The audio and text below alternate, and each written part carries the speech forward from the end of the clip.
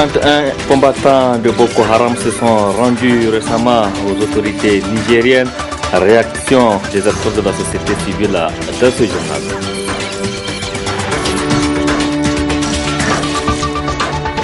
Six mois d'arrêt de salaire pour les agents de collectivités territoriales. Ces travailleurs profitent du conseil de ville de Niamey qui a débuté ce matin pour interpeller les élus locaux.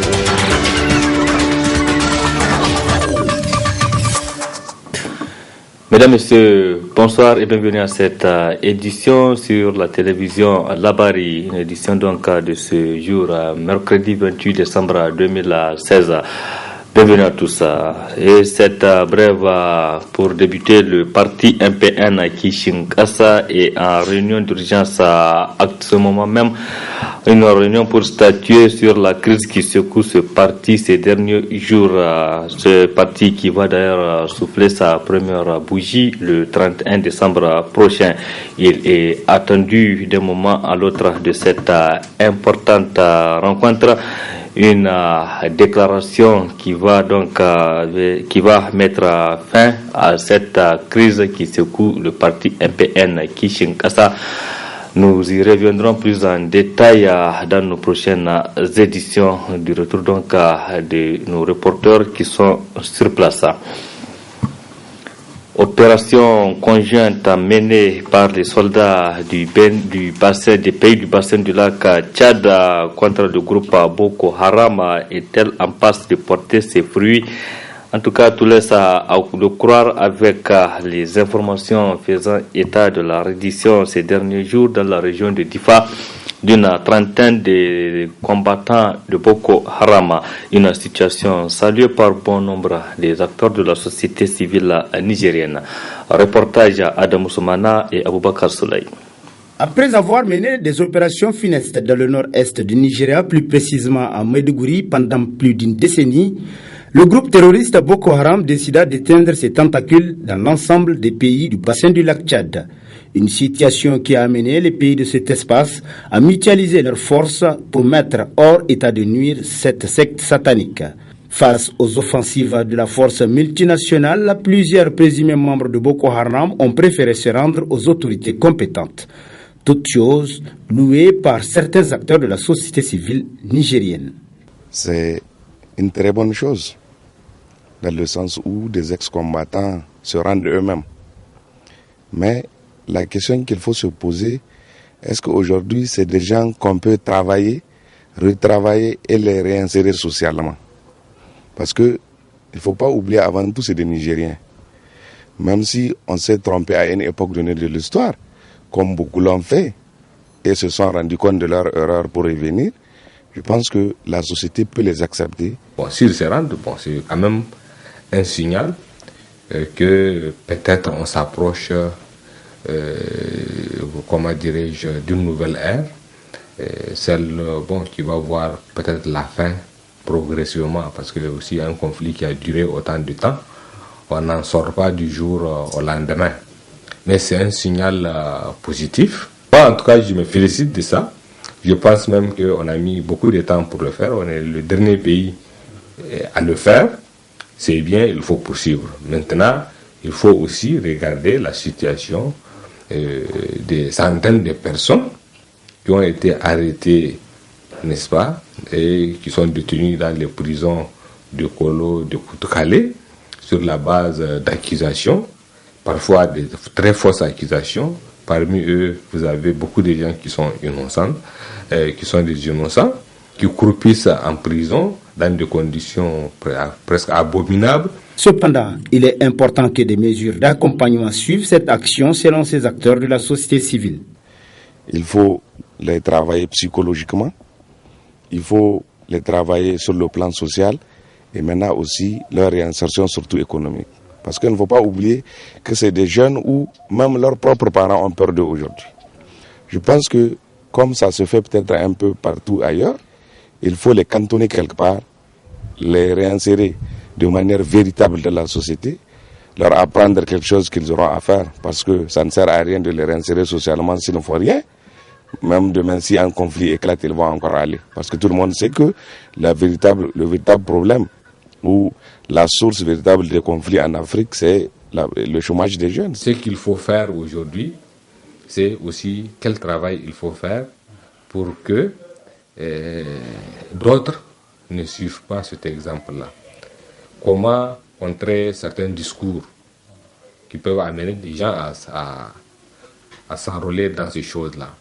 Mais au-delà des discours, il faut aussi regarder quelles sont les situations qui amènent des gens à s'engager dans des mouvements de ce type-là. Gageons que cette rédemption de la trentaine de Nigériens fasse tache d'huile chez les autres concitoyens qui se trouvent encore dans les rangs de Boko Haram pour mettre fin à ces actions funestes. Islam, culture de la paix, c'est le thème d'une conférence à débat ce mercredi à la Maison de la Presse. Elle est organisée par le Centre culturel américain en collaboration avec la Maison de la Presse et elle est organisée à l'intention des acteurs des médias du Niger. Le résumé de cette conférence débat avec Nasser Dantofo et Chebou Guisso. Associer les hommes des médias dans la lutte contre l'extrémisme violent au Niger, c'est l'objectif de cette conférence débat autour du thème Islam, culture de la paix. L'objectif visé par cette conférence, c'est aux médias de donner leur contribution dans le cadre de la lutte contre l'extrémisme violent au Niger. Cette conférence, nous sommes à notre 3e série de conférences. Elle est faite à l'attention des journalistes pour lutter contre l'extrémisme violent au Niger qui gagne de plus en plus de l'ampleur dans notre pays. Islam, culture de la paix, c'est pour montrer que l'islam n'est pas synonyme de terrorisme, comme le pensent beaucoup d'entre nous. L'islam, c'est la paix, comme le dit Islam, paix. Un thème qui vaut tout son pesant d'or au vu de l'insécurité qui prévaut dans certaines régions du Niger. Cette conférence, je dirais qu'elle vient à point nommé, surtout quand on regarde les thèmes de la paix en islam. Vous savez, nous évoluons dans un monde dominé par les phénomènes du terrorisme, des violences de tout genre. Alors, la paix en islam, c'est vraiment un thème d'actualité, surtout pour édifier les journalistes par rapport à cette thématique. Je salue cette initiative de la Maison de la Presse avec cette série de conférences qui a débuté il y a, je pense, 3 semaines de cela. Donc aujourd'hui, nous sommes là autour du thème Islam, culture de la paix. Donc c'est vraiment une bonne initiative à saluer et j'encourage beaucoup la Maison de la Presse à continuer dans ce sens-là. L'initiative est celle de l'ambassade des États-Unis en collaboration avec la Maison de la Presse. Et puis ce communiqué de presse du collectif des structures de la société civile, syndicats et associations organisateurs de la marche du 21 décembre dernier. Dans ce communiqué, ce collectif exige la libération de El Hadj Sani Shekarou et dénonce avec la dernière énergie cette arrestation pour qui elle est arbitraire. Exige par la même occasion la libération sans condition de El Hadj Sani Shekarou, président du syndicat des commerçants, importateurs, exportateurs et grossistes du Niger. Ce même collectif informe les autorités en place qu'une intimidation d'où qu'elle vienne ne saurait le pousser dans son élan et dans son engagement citoyen et celui du peuple nigérien plus que déterminé à mettre hors d'état de nuire tous les ennemis du pays. Ce collectif lance par ailleurs un appel à toute la population nigérienne pour sortir massivement le vendredi 13 janvier 2017 pour dire non à la liquidation progressive de tous les acquis démocratiques. C'était là donc un communiqué de presse signé par les membres du comité d'organisation de la marche du 21 décembre dernier. Ce même collectif qui projette une autre sortie pour le 13 janvier prochain. Un autre communiqué de presse est celui du ministère des Finances. Le ministre des Finances a l'honneur de porter à la connaissance des agents contractuels que conformément aux engagements pris par le gouvernement, le paiement des pécules des mois d'octobre et novembre 2016 a débuté depuis le mardi 26 décembre 2016. À cet effet, un montant de 7 milliards 550 millions de francs CFA est disponible au niveau des trésoreries régionales. Le ministre des Finances les invite par conséquent à se présenter au niveau de leur établissement payeur pour toucher leur émolument. La suite de cette édition, les travailleurs des collectivités territoriales continuent à vivre leur calvaire. Ils attendent toujours le paiement de 6 mois d'arriérés de salaire, une situation qui a poussé ces agents à observer plusieurs mouvements de grève sans succès. Ils saisissent en effet l'occasion de la réunion du Conseil de ville de Niamey qui a débuté ce mercredi pour interpeller les élus locaux de leur situation. Reportage Assama Oseidou et Khalidou Brema. Cette deuxième session ordinaire du Conseil de ville de Niamey se tient à la veille de la nouvelle année 2017. Occasion pour le maire du 3e arrondissement de remercier tous les travailleurs de la ville au regard des arriérés de salaire enregistrés durant ces derniers mois et de les appeler à la persévérance. Le premier appel, c'est les remerciements. Les remerciements à l'endroit des travailleurs de la ville de Niamey qui n'est un secret pour personne, sont dans leur 6e mois sans salaire. Et il a promis que bientôt la solution sera trouvée et que, Inch'Allah, une seule situation ne va plus se créer. Le syndicat du secteur des collectivités territoriales du Niger Centrafricain dit lui ne plus croire à ces promesses. Et nous venons d'apprendre que le président du conseil de ville promet une fois de plus encore qu'il va éponger les arrêts de salaire. Nous, cette chanson, on l'a entendue depuis longtemps, depuis le début même de nos problèmes, depuis qu'on était au premier mois. Il nous disait qu'il allait payer. Chaque fois, on nous fait des fausses promesses. C'est des promesses qui n'ont jamais été tenues jusqu'à ce qu'il a fallu qu'on atteigne 6 mois d'arrêt de salaire. S'il vraiment respectait ces promesses, on n'allait pas avoir 6 mois d'arrêt. Et même maintenant, ce qu'il dit là, ce n'est pas vérifié. Nous, il faut qu'on voit le concret.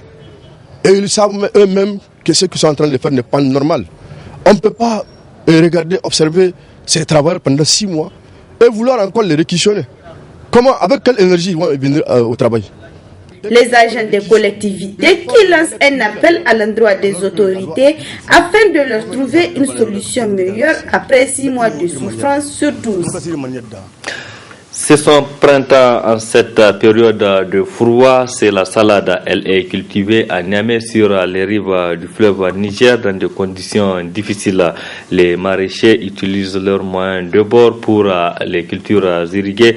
Nos reporters Adam Ousmana et Aboubakar Souley étaient à la rencontre d'un maraîcher qui explique son calvaire. Suivez plutôt.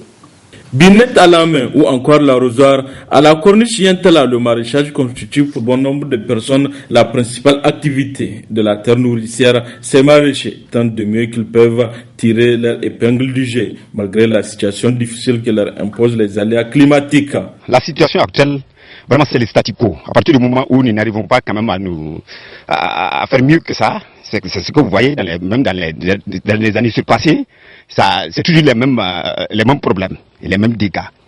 Parce que bien vrai que c'est une catastrophe naturelle, mais il faut forcément que effectivement l'État aussi essaie de nous aider pour qu'on puisse quand même déborder et ne plus, c'est-à-dire oublier complètement ces genres de catastrophes-là. Est-ce qu'on va? Alors aujourd'hui, qu'est-ce qui se passe? C'est pas le cas. On se débrouille.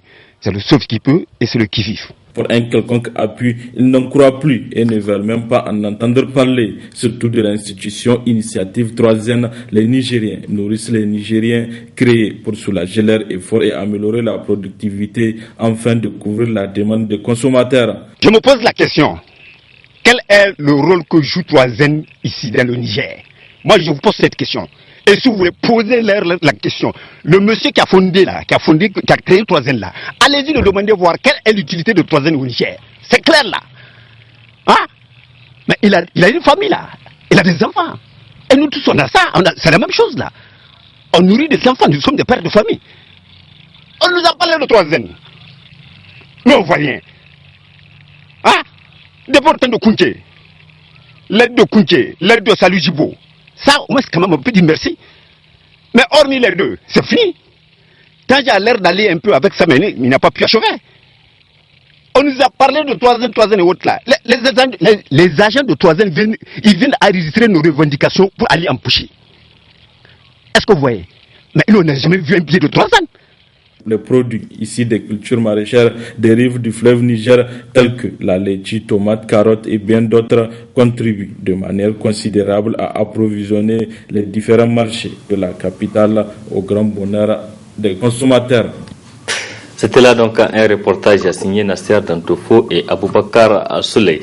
Et cette brève avant de clôturer ce journal, le président du syndicat de commerçants, importateurs, exportateurs et grossistes du Niger, El Hadj Hassani Shekaro, comme vous le savez, donc poursuivi pour attroupement non armé suivi des faits et donc placé sous mandat de dépôt à la prison. C'est le président donc El Hadj Hassani Shekaro comparaîtra en principe devant le juge le mardi prochain. Affaire donc à suivre. Et c'est la fin de cette édition. Merci à vous qui l'avez suivi et restez en compagnie du programme de la télévision Labari. Au revoir et excellente nuit à toutes et à tous.